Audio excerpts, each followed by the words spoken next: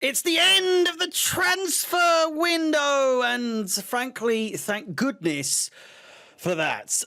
Before we begin, please do like the video, subscribe, and hit the bell notification to be notified of any future content in the future.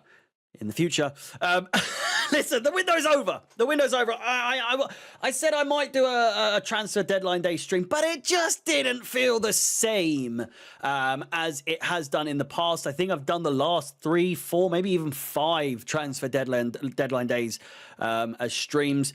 But with the new time, with the new finish of 7 p.m., it just doesn't really, And Chelsea weren't involved in all that much, really. Buonanotte, Jackson out, and so on and so forth. But most of the heavy deals got done and out of the way before transfer deadline day. Big ones around the stadium, around the league. Obviously, Isak and what was another one? Another big one. I feel like there was a big one. Mark Guehi didn't end up signing for Crystal Palace. But the fact of the matter is, did Chelsea have a successful window? Well, in this video, we are going to go through the signings, the departures. I'm all over the place today. As you can tell, we are well and truly into the international break because this sort of content, I can't imagine it's going to do too well. But still, we'll go. We'll roll with the punches. We'll start with the sales. 17 permanent sales. And about 1, 2, 3, 4, 5 loans in this window. One of which, Mark Guiu, has now come back, but we'll get to that in just a second. Starting things off, the transfer sums of the top ones include Noni Madueke, Christopher Nkunku, and Joao Felix, 56 million euros, 37 million euros, 30 million euros. Georgi Petrovic for nearly 30 million euros. Lezi Ukachukwu for nearly 30 million. Dewsbury Hall, who scored a screamer for Everton the other day, with 30 million near enough. Vega, 25. Breuer, 23 million euros. Can you believe that? That's some good sales right there. The fact you can get 23 million for Armando Breuer is, I would argue, daylight robbery. No offense to Mr. Breuer, but come on, Jesus Christ. Carney Chukwuemeka, I thought 20 million euros. It's a bit of a cheek, I must say. I'm quite annoyed that we sold him for just that little amount. But I would say the standout one of all of them, and a lot of people weren't happy with the recall or the end of that transfer saga between Jackson, Chelsea, and Bayern Munich. Hudson-Odoi vibes, I would say. But in reality, I think it has ended up working out. Nicholas Jackson evidently, clearly does not want to play on for Chelsea because we've tried to get rid of him. Understandably so, he doesn't want to come back. And as such, he's now gone out on loan. A record loan fee of £16.5 million with an obligation to buy for, I think, 65 million? I feel like the overall fee for Nicholas Jackson, did it not come to £80 million? Where is it? Nicholas Jackson. I feel like it will round up to about £80 million. I could be wrong, but I've seen it. There we go. Nicholas Jackson's transfer from Chelsea to Bayern Munich, 16.5 million loan fee and the 65 million euro obligation to buy in the summer of 2026. A total package worth 81.5 million euros. And I tell you what, he's not worth that. He's not worth that, I tell you. Now, will we come to regret selling Nicholas Jackson? I don't think so. I don't think so. Mainly for at least one of the signings that we've acquired this window. We'll get to that in just a second. But again, Amugu has gone. I don't remember that. I thought we signed Amugu recently. What?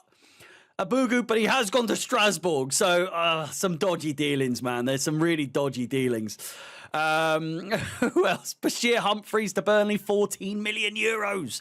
Not bad. Kepa Arrizabalaga gone for 5.8. Marcus Bettinelli, I think, was one of the first to leave this window. 2.4 million. Gilchrist to West Brom, 2.3. And then on free transfers, Bergstrom, Bergstrom and Ben Chilwell to Strasbourg as well. Some big deals. Not big deals, but deals being done between Chelsea and Strasbourg. But I would say, overall, sales-wise, you've got to remember, we didn't get rid of Disasi. We didn't get rid of Sterling. I'm probably forgetting at least one other person there, but I give sales-wise a good 7.5 out of 10, 8 out of 10, probably 7.5. I think if you sell either or Sterling and or Disasi in this window, it's a 10 out of 10 in terms of sales. But because they didn't, it's obviously issues. You know, it's quite an issue. 332.25 million euros in sales is absolutely fantastic. I think, if I'm not mistaken, we have the record for the most money made in a transfer window in history, beating our own record back in 2022 or 2023. I could be mistaken. Liverpool obviously breaking the record twice for the all-time sales or purchase record in history. 440 million or something like that. Absolutely outrageous. Now, we go on to the purchases, and it gets better. I would say, again, much like the sales, there's one or two amiss. You know, João Pedro, arguably the best out of all of them. And you often forget just how much he is the most expensive player that we've bought, might I say. 63.7 million euros. But my God, has he proven to be quite the acquisition so far. So far. I'm hoping it continues. I'm hoping it gradually gets even better. But João Pedro, for me, an absolute 10 out of 10 signing so far. And as well, with the injury of Liam Delap, very unfortunate. A lot of people were saying that this João Pedro signing will only really be as good as we think it's going to be, or continue to be as good as it is, if he plays regularly for Chelsea, if he plays regular first-team football. And with Liam Delap in the squads or poking his nose around, it's not absolutely guaranteed that João Pedro would be getting a start. But now with his injury, this does allow the door to open to a regular first-team place for João Pedro. Jamie Gittins is a player that we have seen struggle to get into the starting 11. But I reckon in time, once he settles in, 56 million euros, it's quite pricey in the scheme of things, in the price of fish. Alejandro Garnacho, the most controversial of all sales, all purchases regarding Chelsea. I wasn't going to say the Premier League, but obviously the Isak situation's quite hairy. We'll see what happens with him. I just don't know.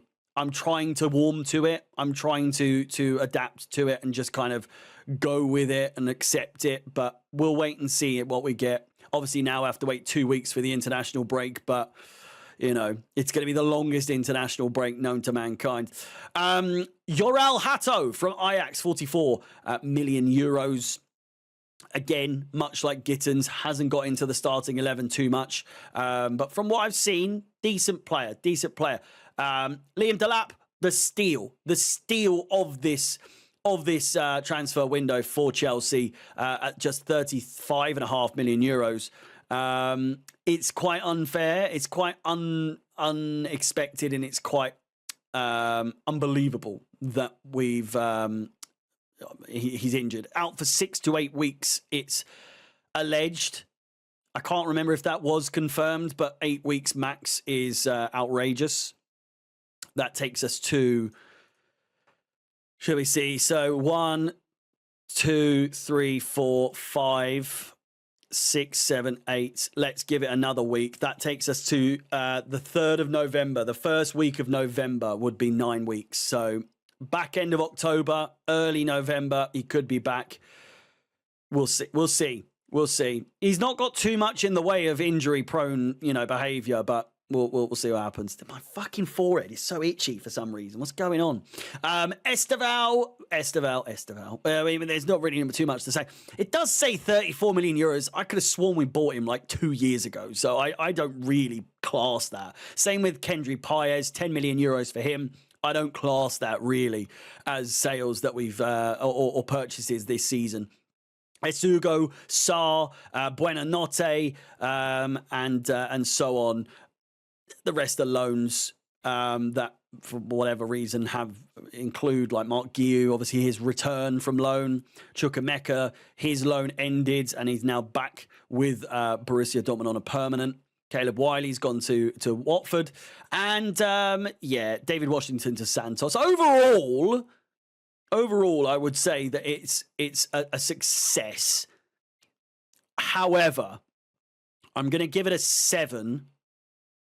Maybe even bordering on 6.5, to be completely honest with you, because let's be frank, we need a goalkeeper. I don't care what anyone says. We still need a goalkeeper. We could have done with another centre-back, really. And the striker situation is a little bit hairy, I'm just saying.